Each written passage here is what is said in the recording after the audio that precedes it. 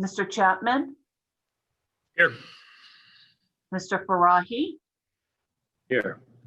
Ms. Keel, Here. Mr. Kornstein, Here. Mayor Lawson, Here. Commissioner Lucy, Here. Ms. Silver, Here. Mr. Chapman, and Mr. Sturbins. Here. All right.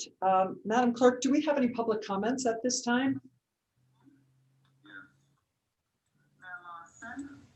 Yes, we have one public comment at this time, Mr. Jeff Church, and I will enter his comments into the meeting minutes for the next meeting. All right, thank you.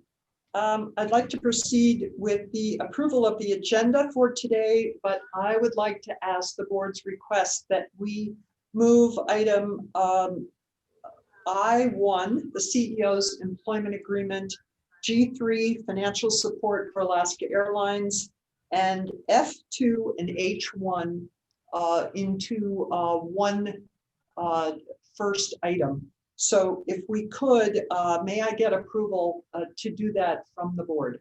Do I have a motion?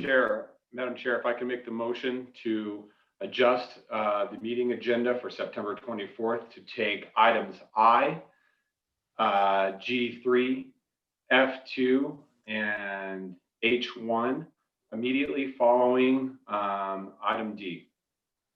Great, I have a motion. Is there a second? Second. Thank you, Lawson. Mayor. All those in favor? Aye. Aye. Aye. All right, motion carries. Or is there any opposition? I didn't hear any, so I'm going to assume the motion carries. So I'd like to proceed immediately to item I1, which is Madam the, Chair, we need Sir. to do item D, which is the approval of the minutes. I'm so sorry. Thank you. I apologize. Could I get a motion to approve the minutes of the August 27th Board of Directors meeting? Madam Chair, I will make a motion to approve. Do I have a second? Shannon Keel, second. Thank you, Shannon. May I have approval from the board by way of saying aye? Aye. Aye. Great, motion carries. Thank you, Commissioner Lucy. We will now proceed to item I1, which is the employment agreement for Charles Harris. I think we'll ask then Kennedy to lead us into this item. Sure. Thank you, Madam Chair. Members of the board, you should have received a draft of Mr. Harris's employment agreement.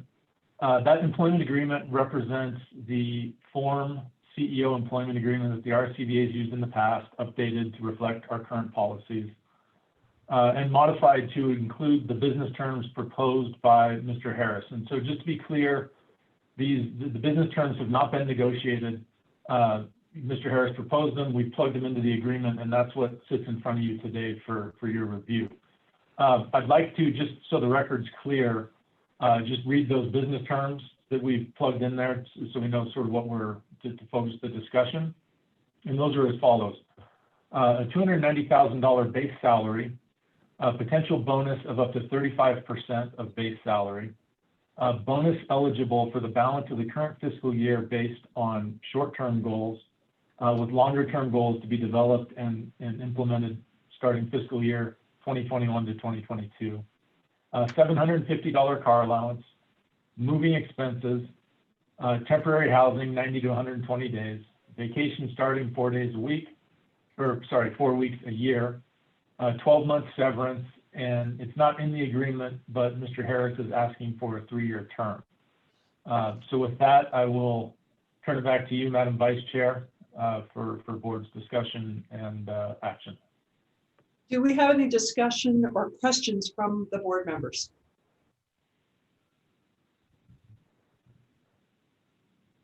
Well, Madam Chair.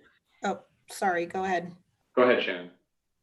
I just kind of wanted to reiterate, just to make sure everyone got it. So this is what Charles is asking for. So there has been no negotiation or deliberation up until this point. So this is strictly what he's asking for. So then, Madam Chair, are you asking for us to have a discussion on making adjustments to that, and you're looking for our opinion, or what is the protocol here?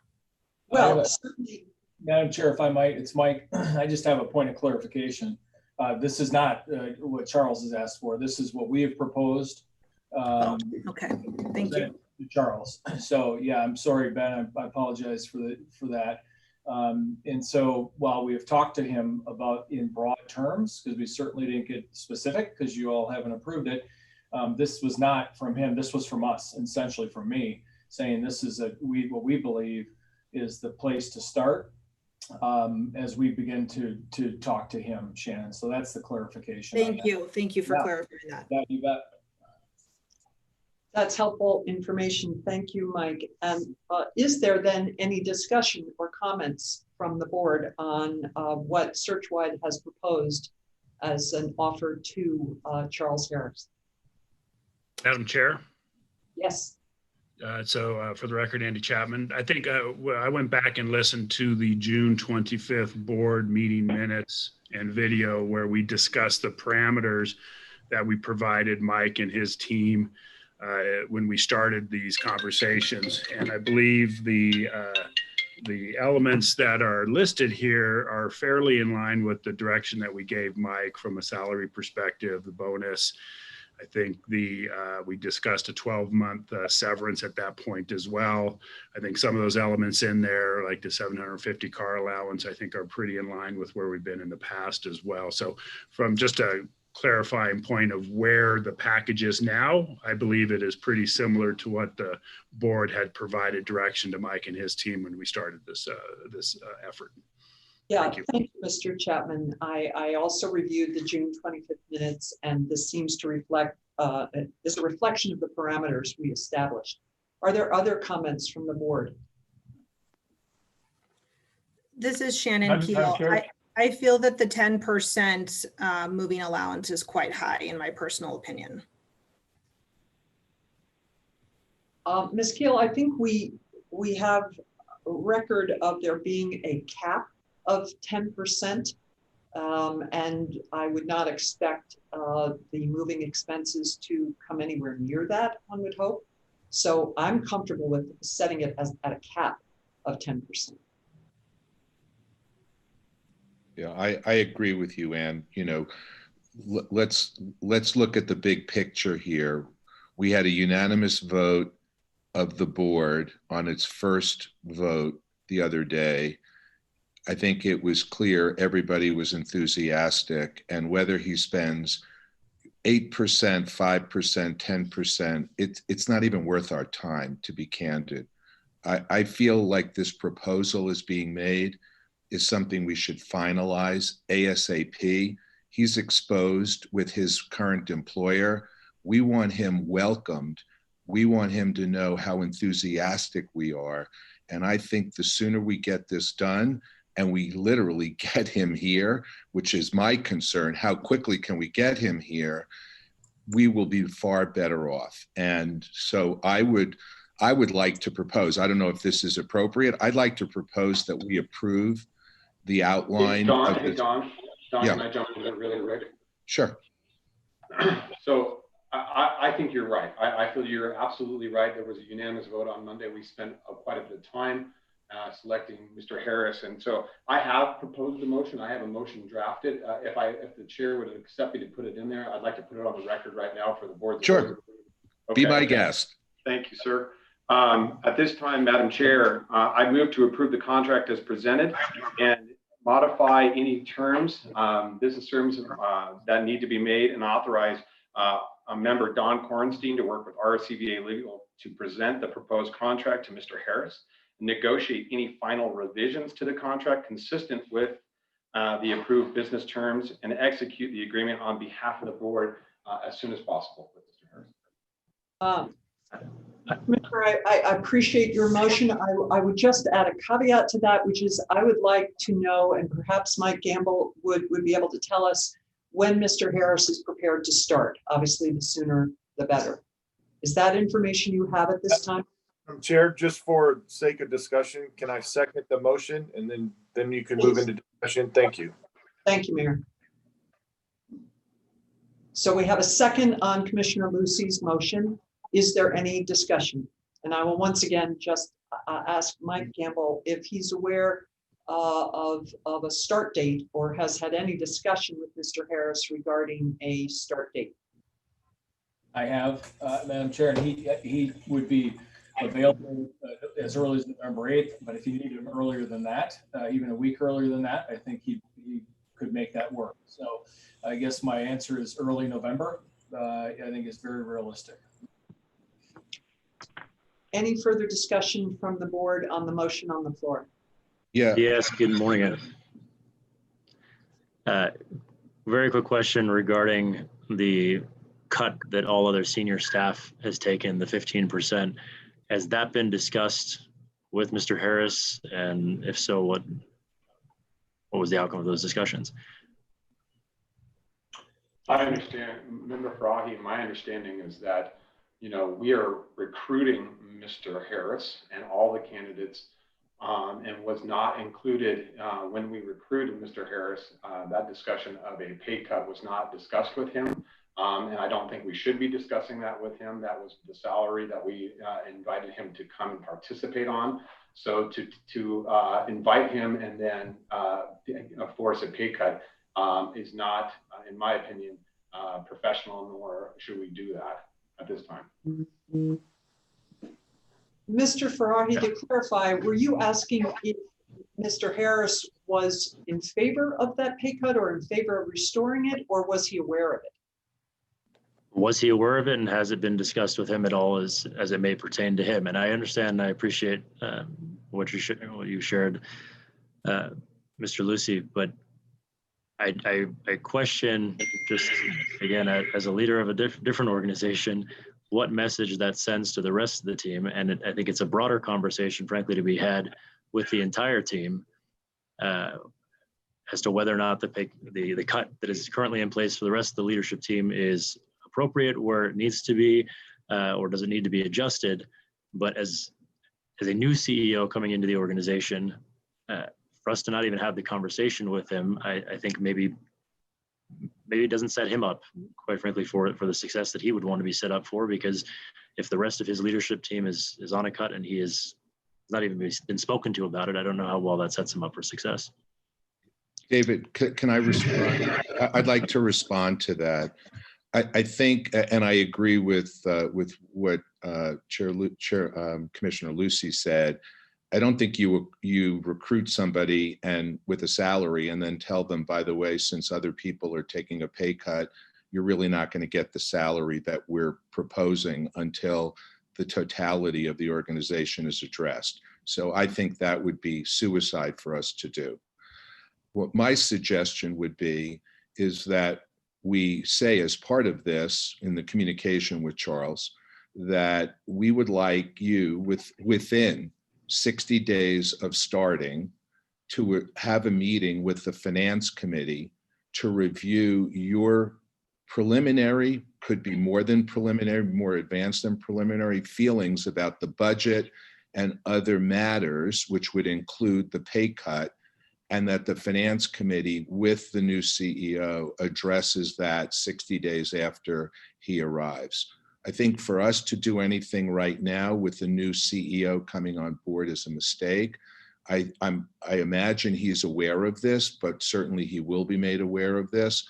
And, meaning, the pay cut that was instituted and the idea of this, meeting with the finance committee, and the finance committee, whatever the governance requirements can be, can report up to the board.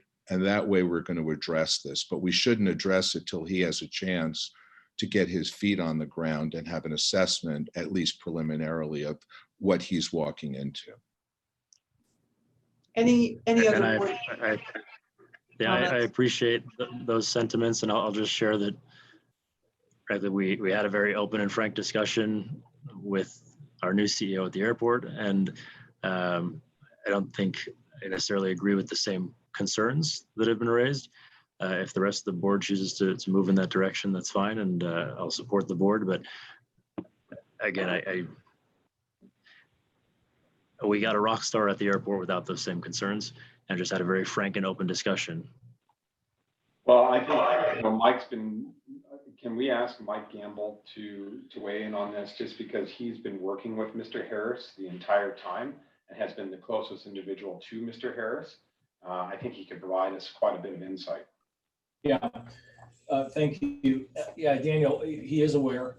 Pretty recently, though. I mean, we just started talking about it, honestly, a few days ago.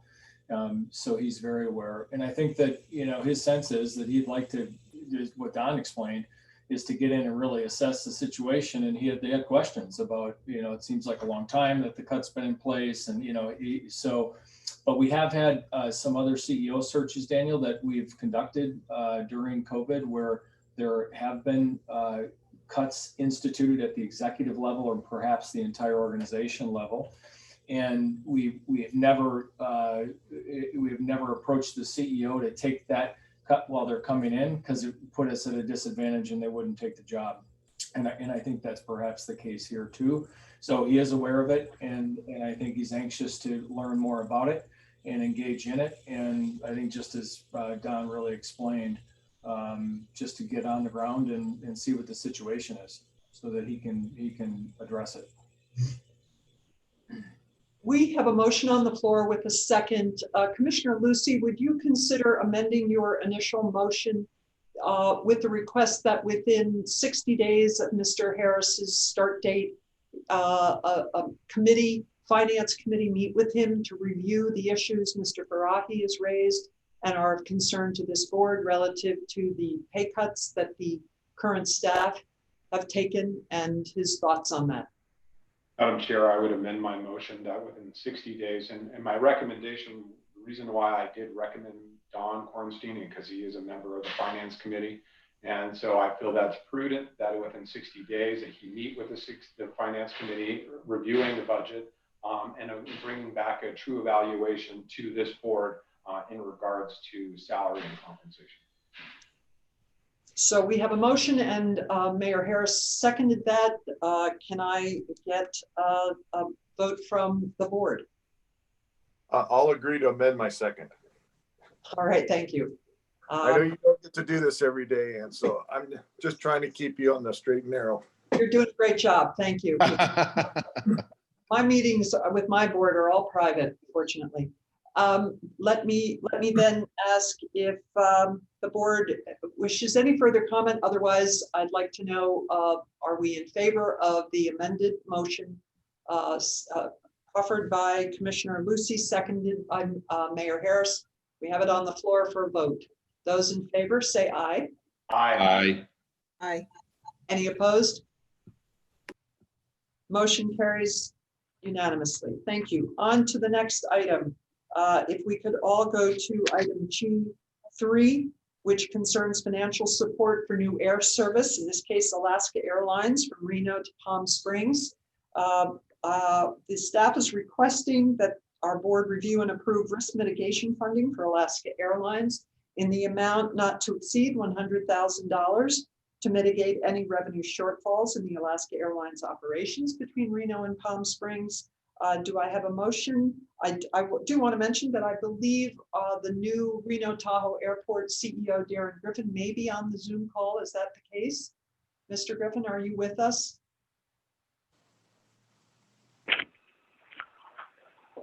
Good morning. This is Hassan from Reno Tahoe Airport Authority. I don't believe Darren's on the line just yet. All right. Well, then I'm going to ask if there are any questions or discussion from the board. Hearing none, may I get a motion to approve the risk mitigation funding for Alaska Airlines in the amount not to exceed $100,000? Get a motion for approval along with a second. Madam Chair, I'll make a motion for that $100,000 in support with the Alaska Air Service. And I'll second that, Madam Chair. Daniel Farahi. Thank you very much. All those in favor? Aye. Any opposed? Motion carries unanimously. Thank you. Madam Chair, Yes, this is Jennifer. Darren just joined us, and if you will indulge us, he wanted just to say a few words of appreciation for great. our I'm glad he's on the phone. Thank you. Madam Chair, Darren Griffin here. Sorry I am late. Some technical difficulties there, but I did make it on just in time to hear the unanimous, unanimous vote. I just want to express the appreciation of the Airport Authority. This has been a great partnership. The leadership shown by Jennifer and the RSCVA really helped push this across the finish line. It's an exciting development during a time when airports are really struggling with air service. I'm excited for our region for this, and I just want to express our appreciation to you and know that our team will work with everybody involved to make this really successful. So thank you for indulging me. I appreciate it very much. And again, apologize for being late here. Mr. Griffin, it's nice to see you. Welcome again to the airport position. Thank you. And we're thrilled to welcome Alaska Airlines. Thank you, Madam Chair. Palm Springs. Nice time to do that. All right, thank you, sir. With that, we will go back to item, I think we wanted to talk about F1. Sorry. Can I indulge the board and get approval to combine items F1 and F2, which concern our review and approval for the fiscal year 2019 and 20 room tax department performance and the purchase and installation of touchless lavatory faucets for the convention center from Michael's Plumbing, Heating and Air, Inc. Madam Chair, I would make a motion to do block vote on items F1 and F2. Do I have a second? Second. All those in favor? Aye. Aye. Aye. Are any opposed? No, if not, thank you for the motion and approval. F1 and F2 have been approved unanimously. I would like to now move back to our item E1, which was Mayor Sheeby's opportunity to present Team Reno Tahoe Big Business. And in this case, I'd like to immediately move to Chris Bosco being recognized as IT manager and asking Robert Chisel for a brief commentary on Mr. Briscoe. Madam Vice Chair, if I could interject quickly, I think at the beginning of the meeting, we had voted to move H1 up as well to hear it immediately after. All right, thank you very much. Always good to have a lawyer. H1 concerns employee benefits. Julie Williams is going to present a recommendation that we in fact renew the RSCVA employee and retiree benefit plan. I've reviewed that opportunity. I do believe Mr. Chisel may have had some comments about that. Will you lead us into this item, sir?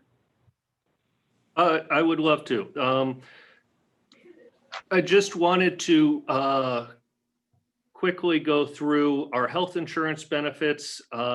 We do have a presentation. If the board so desires, we can go into that. But basically, this is a plan for 2021 calendar year health benefits for our employees and retirees and their dependents. There is a slight increase of 9% for medical and short-term disability costs. It is still a high deductible health savings account. The increase is less than the budgeted 10%. In addition, we are proposing a buyout plan not to exceed $50,000 for retirees to buy out their health insurance subsidy for retirees that are on our health plan. And again, if the board would like, we could go into presentation or just would ask for approval from the board. Do I have a motion to approve?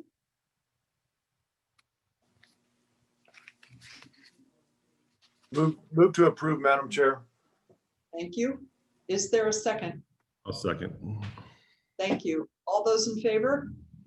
Aye. Aye. Hearing no opposition, thank you, Mr. Chisel. We will approve the next year's employee benefits and retirement plan. Thank you. I would now like to go back to item E1 and ask Mr. Chisel to make a few remarks in honor of Chris Briscoe, our IT manager. This is Robert Chisel again. We wanted to recognize as part of our Team Reno, Chris Briscoe. He is our IT manager. He is a graduate of the University of Nevada, Reno, and he's one of those people that you don't get to see very often, but he keeps us running. He runs a very diverse IT group here. There's him and a part-time assistant. And so he has to have skills in lots of areas, from networking to servers to PCs to microwave. He takes care of it all.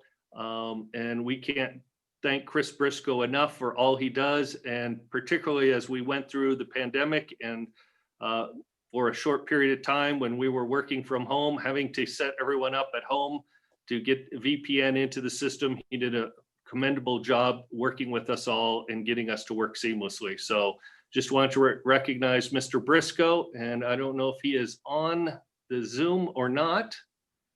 Yes, I am. Thank you, Robert. Yeah.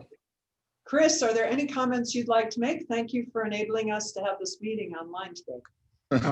Thank you. Yeah, I'll keep this brief and I'll just go kind of through of what I do here.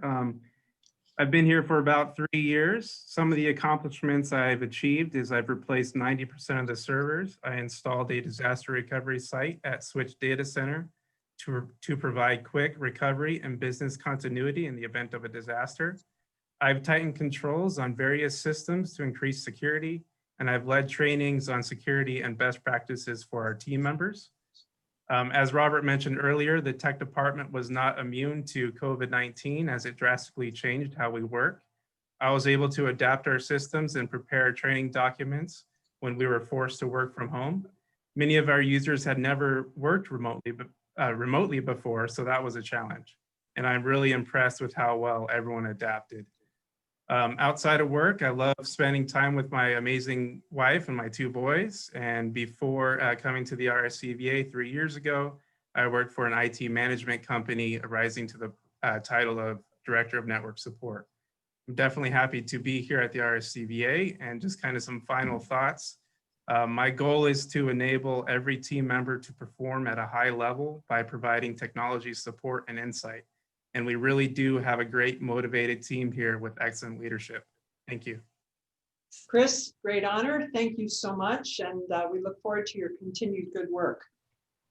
Let's move now, if we could, to item E2, which is a briefing from Jennifer Cunningham, our interim president and CEO. Jennifer, I believe you have some updates. In the interest of the action items for possible action, I would respectfully request that we put G1 and G2, which is discussion and approval of the sales goals, ahead of the staff update. Do I hear any objections from anyone? Motion to move item G1 in advance of any updates from our interim president CEO. Shannon Keel will make a motion. Great. Second? Madam Vice Chair, is it G1 or G1 and G2? Both G1 and G2. We're looking at the sales and the group cancellation items. So Ms. Keel, would your motion be to move G1 and G2 up? Yes. Okay. I'll second that. Great. All those in favor? Aye. Aye. Hearing no opposition. Thank you, Jennifer. Let's move into the sales and marketing report from Mr. Mike Larragetta. Thank you, Madam Chair. Appreciate it. Good morning, everybody. For the record, Mike Larragetta, Vice President of Sales. This morning, I'm going to be presenting the proposed fiscal year 2020-2021 group room night goal. Just to remind everybody of where we were in fiscal year 2019 and 2020, the approved room night goal was the group room night goal was 290,000 room nights. For fiscal year 2020-2021, I'm proposing a group room night goal of 241,139 contracted room nights for the board's review and approval. This room night goal represents a 20% decrease from prior year. And I would just like to mention some of these numerous external factors, contributing factors as to why I'm recommending a 20% decrease in this fiscal year night goal versus prior year. We obviously have seen a reduction of staff from 27 to 16. Of the remaining 16 staff, 10 of those 16 are in 100% responsible for that goal of the 241,000 plus room nights. We have obviously not experienced any regional trade shows for the first 4 months of the fiscal year. In-person site inspections have started to pick up, but they are still not at the level necessary to achieve the numbers from previous years. Our sales budget, like all of our budgets, has taken a significant reduction, approximately 70%, specifically as it relates to the sales department. And obviously we have yet to really experience any in-market familiarization trips. That being said, we do anticipate production to increase on the second half of the fiscal year, January through June, due to several reasons. One being a possible vaccine, an increased number of people being allowed to meet in individual meeting rooms per the governor's hopefully modification of a reduction to his or increase in his mandate, less restrictions on sporting events, specifically contact sports, and potentially new business based on neighboring states, counties, and cities, as they may continue to have restrictions that Nevada may not. At this time, I'd be happy to answer any questions in regards to the proposed goal for fiscal year 2021. Are there any questions from the board? This is an action item. Mr. Larraguetta, would you be kind enough to repeat your request in a concise sense?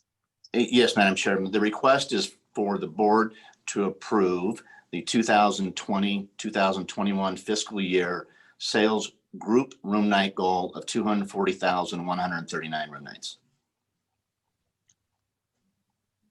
Any questions or discussions from the board?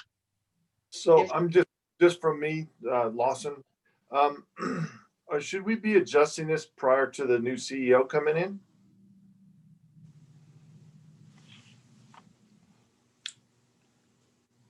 I'm sorry, Mayor, I didn't know if that was a question for me. I apologize. I don't know if you were talking to the other board members or to myself. I kind of was talking to everybody, so. Any comments? It's a valid question, sure. Ed, this is Mark. No, I think that's a great comment. I mean, I do think it's a fair adjustment based on the environment that we're in, but maybe the motion has a caveat that the new CEO has the ability to assess and adjust as when he's here on property. I think you do have to give the team something to be motivated to get to in the near future. And Mark, I think that's a great compromise. So yeah, I don't I agree with want that. to take the power out of the new CEO's hands. Yeah. And that could be part of. We'll see what progress he makes, but that could be part of the report to the discussion with the finance committee within the first 60 days. Right. So does someone want to make a motion that includes the request from Mr. Larraguetta to approve the amount the goal requested, with the caveat that along with a review of the financials, this goal be included and reviewed as well?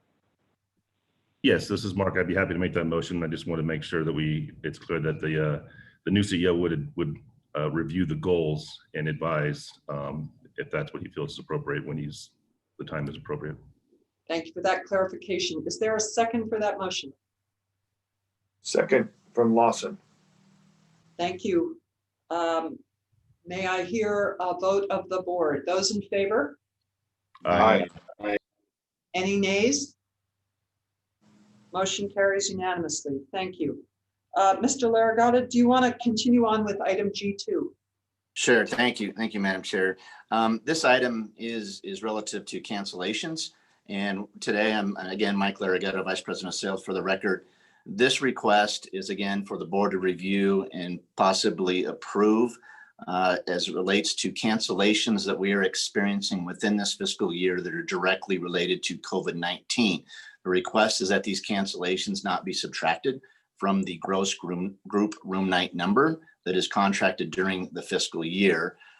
Just to give an example, in the months of July and August, which we obviously have 2 months that that have consumed in this fiscal year, we booked for the month of July 17,546 room nights and 4,362 in August. However, cancellations that we experienced directly related to COVID represented 7,027 in July and just north of 12,000 in August. I've contacted sales leaders in all the major hotels to confirm that they, in fact, are practicing the same premises as it relates to cancellations and not penalizing individuals or the team staff for those cancellations that are directly related to COVID, so that we would align with our stakeholders. Please note that should a group be contracted, then canceled and possibly rebooked again, all within the same fiscal year, the team would obviously only get credit for that single booking, and we would make that policy and write it into the client. For fiscal year 2020-21, I've recommended that the convention sales team have an annual goal and not be goaled individually. We will always track their individual production, but in terms of what we're dealing with in this pandemic and unprecedented times, I recommended that we unify as a team and have one team goal. Approving the team goal will be goaled on a gross number versus a net number. Will obviously, to I believe it's Mr. Kornstein's comment or one of the board members' comments, is that we want or I think it was Mr. Servins, I apologize, that we want the team to be incentivized to drive and try and hit that number, and not per se, to use a cliche, not take the wind out of their sails as we proceed through the fiscal year and be working on a gross number versus a net number. The annual room night goal is tied to their annual bonus plan. However, all bonus plans are subjective, and the CEO has complete discretion on all incentive payouts. So just to reiterate, Madam Chair, my request for the board to review and approve is to have cancellations that are directly related to COVID-19 not be penalized against the gross number within this fiscal year. This is an action item. Does the board wish to take any action today, or are there any comments from the board? Madam Chair, just a quick comment for Mike. Yes. You had mentioned the cancellation, if there's a possible cancellation of an event that's booked this year, but rebooked this year, obviously that wouldn't be counted twice. Can you talk about if it rebooks into a future year? I would assume that's the same, but I just wanted to clarify. That's correct, and valid question. Yes, regardless of when it's rebooked for, because if the board was to approve that the cancellation not be penalized against the gross number, net, the team would only get credit for the one booking, regardless of when it rebooked for in the future. That's what I figured. Thank you. I have a question. It's not as relevant as what we did in the last agenda item, but wondering if we just want to put the caveat, because this is discretionary on the CEO's part, but I do believe it would also be good to get his view when he speaks to the finance committee about this, so that it's just clear, because I think it's important that he understands he's going to have this overall opportunity to review many aspects. So maybe it's a little more cosmetic than real, but in the end, he's going to have to agree on what these payouts are. So I would like to add that he responds to this bonus proposal to the finance committee. I think that's a great comment, Don. I was just about to make a motion that we approve based on the CEO having the ability to assess and adapt and change if necessary. Thanks. And just to add to that, Mr. Kornstein, if I may, obviously in the past, the CEO's goals, 35% of their potential bonus payout was derived from the production of the convention room night goal and whether they were successful or not. So that obviously is something that would need to be reviewed with the finance committee, sure to assume that we are aligned as well. Okay. So do we want to go back to the initial motion on this? Mr. Kornstein? Yeah, I will make the motion to approve Mr. Larraguetta's proposal, subject to having the new CEO report to the finance committee within the first 60 days of his employment as to his thoughts on this bonus proposal as he understands the budget and the outlook for the business. Thank you, Mr. Kornstein. Do I have a second? Second, Mark. Second for Mr. Sturbins. All those in favor, please say aye. Aye. Aye. Any nays? Not, the motion passes. Thank you. Let's move on or move back to item E2, which is our interim president CEO presenting any updates. Jennifer, do you want to take it from here? Thank you, Madam Chair. Yes. First, I'd like to draw your attention to the scorecard. We've refreshed and kind of updated it for current fiscal year. And you will notice I'm not going to go over the graphs that we have behind the scorecard, but what we're enhancing the scorecard and reporting to for this fiscal year include graphs and charts for a nice visual effect as well. We only have 1 month of data, so we're not going to do that. But in looking at the scorecard, you will see that overall occupancy for the month of July, our first month into the fiscal year, we were about 62%, which is very encouraging as we had forecasted an occupancy of 35%. And taxable revenue came in much stronger than forecast, as did ADR. Moving ahead, I just want to make a really cool announcement. You all know that we're moving offices, and the time frame for that, just across the parking lot, the time frame for that is now right around the 1st of November, which is exciting because as Charles comes on board, he will be moving right into the new offices. With our staff reduction, we realized that we do not require the amount of space that we initially thought we would. And so about a quarter of the building, our new building, is unused. And in cooperation with the landlord, and we really spent a lot of time trying to think who would be an appropriate neighbor to have in that building. And I'm very excited to share with this group that the chamber will be moving into the offices with us. And because we're still in the build out phase, they will have a separation, but be included with the Reno Tahoe offices. And I think we're really excited about it. There will be a lot of synergy and brings the community. It's a big step in kind of opening the doors for the community as well as to the Reno Tahoe and the chamber. And it's appropriate that we are together. So that's my update. And I want to add. Thank you. Just a comment. We're thrilled to have entered into an 8-year lease arrangement with the landlord.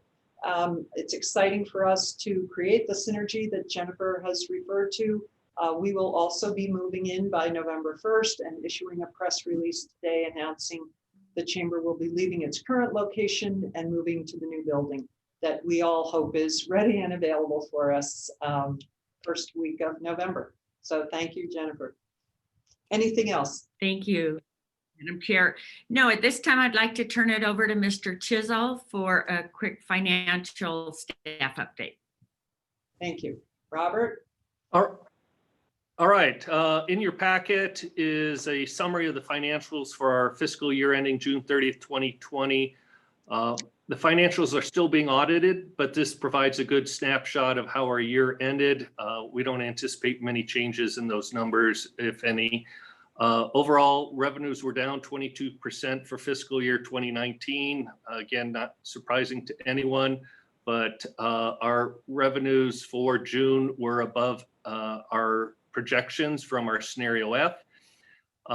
Expenses were down a total 11% from fiscal year 29.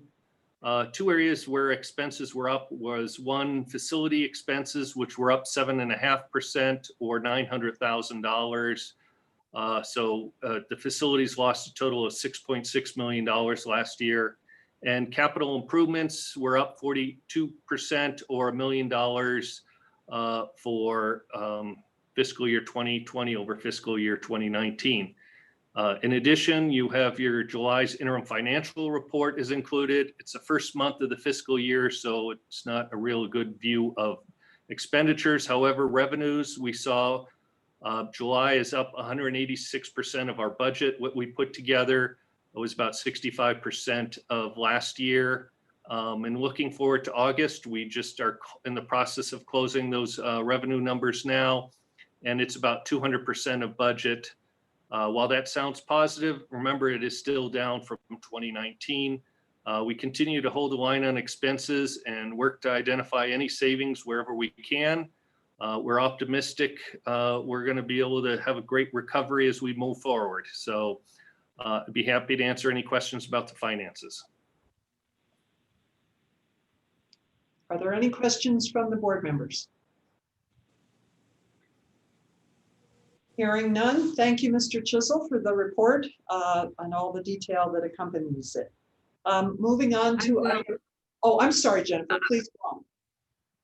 Yeah, I didn't want to, because it's not in the agenda.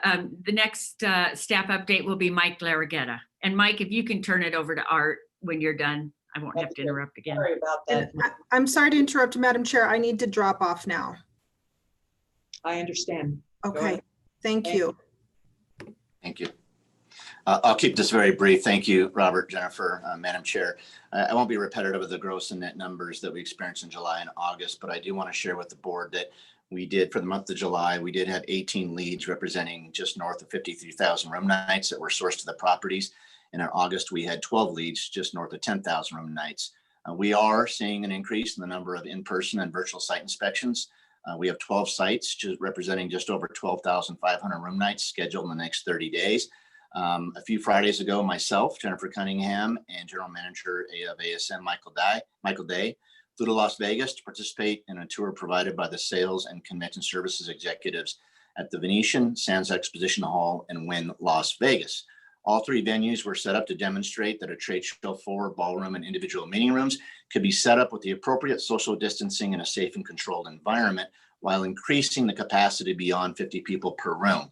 Last week, the Nevada Safe Guide to Meetings and Trade Show Guide was submitted to Clark County Commissioner Kirkpatrick, who then submitted it to the governor's office for review. We truly appreciate our hospitality colleagues in Las Vegas for investing the resources and clearly demonstrating their commitment to bring meetings and conventions back to Nevada in the near future. That concludes my update. If there's no questions, I'll go ahead and turn it over to Mr. Jimenez. Mike, quick question, if I may. Yes, sir. And I know Commissioner Lucy might be on the call still as well, but is there any indication, we had heard that there might be some movement on that occupancy number this week based on moving it to up to 250 or 50% occupancy of a given room? Is there any indication of, obviously that's part of this process that you were just referring to, that when that might happen? Yeah, I mean, I believe Mr. Chairman Lucy would have, or Commissioner Lucy would have probably more accurate an update as it relates to that. We were under the assumption that we'd possibly hear something this week, which obviously it's now Thursday and we have not. So I don't know where that stands. There's obviously a lot of chatter within the hotel and CVB space, but unfortunately I don't have a direct answer for you on that, okay, Mr. Chairman. All right, thank you. Commissioner Lucy, are you still on the line? Apparently not. No, I believe he dropped off. He dropped off. All right.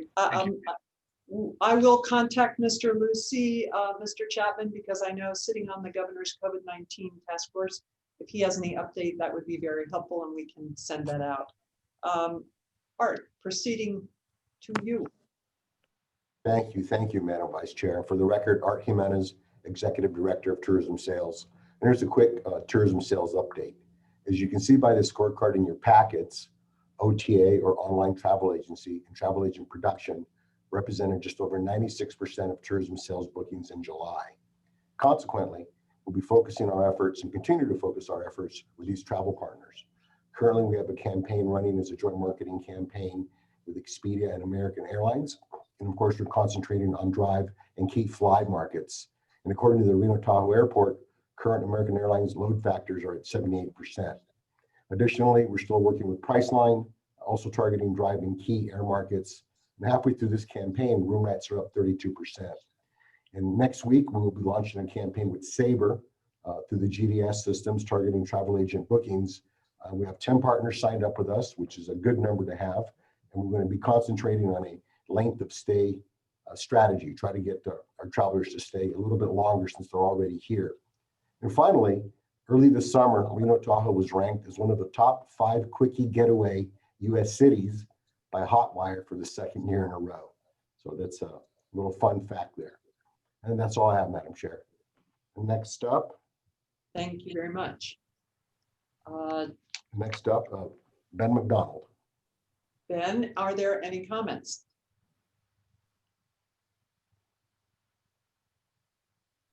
Is he on the line or no? Hi, I'm sorry. I thought you opened it up to comments. Good No. morning. Thank you very much. I'll be brief from a public relations standpoint. Proactive and reactive media outreach continues to promote safe travel information on the entire destination. Recent highlights include some relevant mentions in Forbes and Business Insider, as well as promoting some recent successes in trying to get out some unique safe travel ideas as a way to generate some of that media. One of the ideas came from Decker Royal, our PR agency of record, involved art rooms, rooms that come equipped with art supplies and give people an opportunity to stay within their own room, stay safe, but also get out to the outdoors in our area. And travel and leisure, we recently were able to secure a placement based on that. Was basically a very mini PR campaign. As far as community outreach goes, we're getting a good response from our local resort partners in helping raise awareness for the Nevada Cancer Coalition's Paint Nevada Pink campaign. Our facilities also will be participating in that with awareness messaging on October 2nd. I understand the city of Reno also is launching a big program with the Reno Arch to remain pink during the month of October. So we're happy to be involved with that. And lastly, the Nevada Health Response and the governor's COVID-19 task force has reached out to us, and we are helping to, early stages of helping to promote the COVID Trace app in an effort to dramatically increase contact tracing throughout the state of Nevada. And they're hoping to launch an awareness campaign here in Northern Nevada early next month, and there should be information going out on that soon.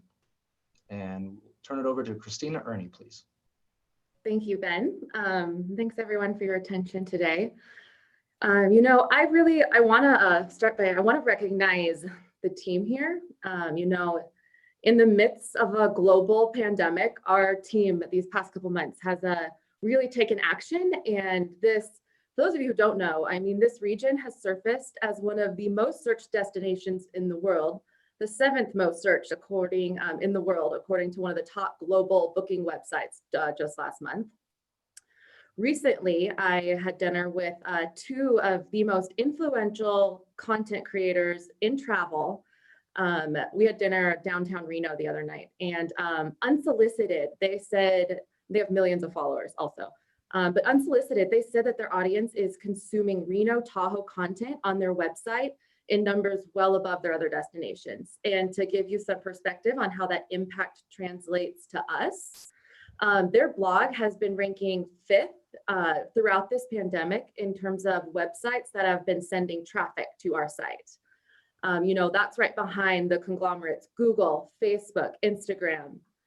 I forget the 4th, but they are 5th right now, and they have been for the past several months, you know, way above your typical travel sites that might come to mind. And I just want to say that these authentic, trustworthy information sources coming from people are just so important to the current traveler right now. They're looking at this as someone they can trust and get their information from. You know, speaking of websites, we are seeing, continuing to see double-digit growth from our target markets month over month, still down year over year, but you know, we are really closing that gap caused by COVID. And this marketing team has been working tirelessly to effectively get the right message out. You know, Southwest Airlines has reached out to me for the 3rd time this summer. The RSCVA is a partner they can trust.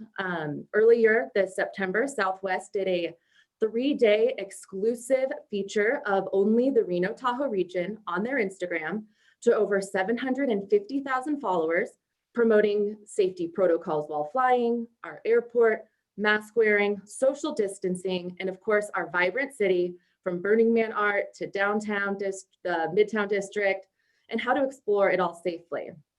I mean, I'm just so grateful that our largest airline that services our community comfortably reaches out to our team as a partner that they can lean on during these tough times. And this does not happen without our leadership, who has worked hard to foster this relationship, and will maintain it for the years to come as we look to rebuild air service. And lastly, I want to bring up, some of our marketing initiatives and advertising initiatives that we've been doing this summer.